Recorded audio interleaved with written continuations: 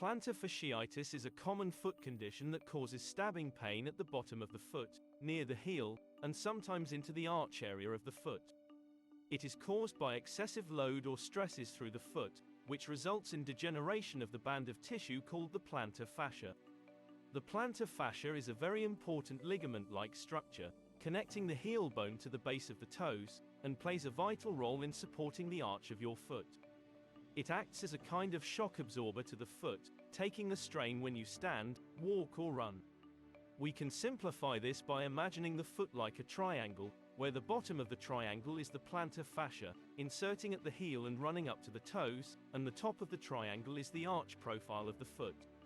So, as the arch comes down, the distance between the heel and the ball of the foot increases.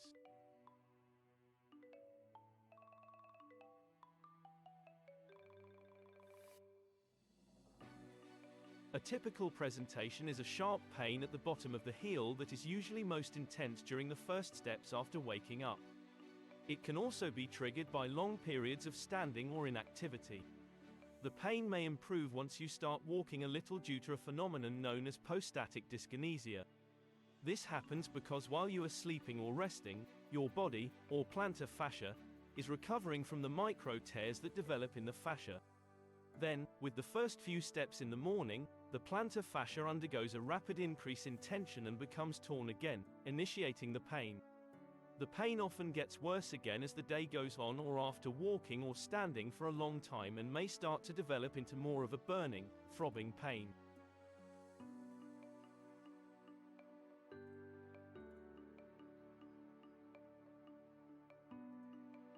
The condition can affect people who are either sedentary or physically active. However, it's most common in middle-aged and overweight adults, who may have lost some of the elasticity in the ligaments. There are many theories as to the development of the condition, including overusing the ligament by doing too much standing or walking, excessive body weight and altered foot mechanics, such as people with flat feet or high-arched feet, or those with tight calf muscles causing limited upward movement of the ankle. You are at an increased risk of developing plantar fasciitis if you wear incorrect footwear, for example, flat or thin-soled shoes such as sandals or plimsolls, or wearing old worn-out shoes. Occupations that involve long periods of time standing are also linked with the development of plantar fasciitis.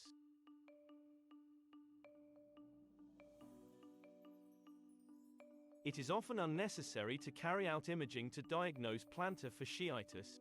It can usually be confirmed through medical history and examination. If imaging is necessary, we are likely to use an ultrasound scan. This is a handheld probe, which is rolled over your skin above your plantar fascia. The ultrasound machine uses sound waves to create an image on a screen. This is a quick, safe and effective way for us being able to see the plantar fascia. MRI is also sometimes used. Since X-rays only show bones, having an X-ray would not change the overall management unless it's to rule out things like a heel fracture. Sometimes you may be asked to have blood tests to rule out other causes, such as inflammatory arthritis.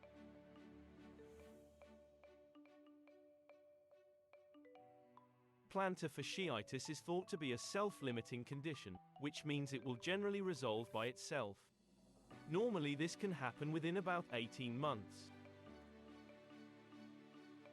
Clinical research shows that around 80 to 90% of patients will respond well to simple treatments. These include daily stretching exercises of the calf muscles, daily foot taping or wearing insoles, and wearing footwear that is supportive. Ideally, you should wear a laced shoe with a low to moderate heel. The shoe should have a sole that cushions your heel and supports your arches. Avoiding any barefooted walking can also help treat your symptoms.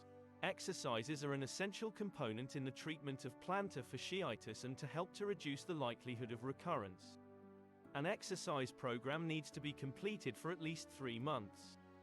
The use of taping as a short-term therapy has been shown to be helpful in the treatment of plantar fasciitis, as strapping the foot helps to offload the plantar fascia.